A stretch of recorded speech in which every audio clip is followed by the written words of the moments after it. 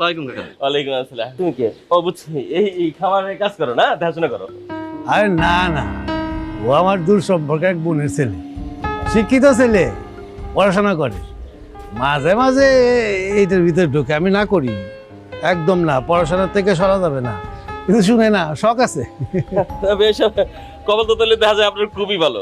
এরকম একটা রেডিমেড শিক্ষিত কেয়ারটেকার পাইছেন, ভালোই তো। আরে না, কেয়ারটেকার না, ও আমার বাড়িতে থাকে, বাড়ির দেখাশোনা করে, ছেলের মতো আমার।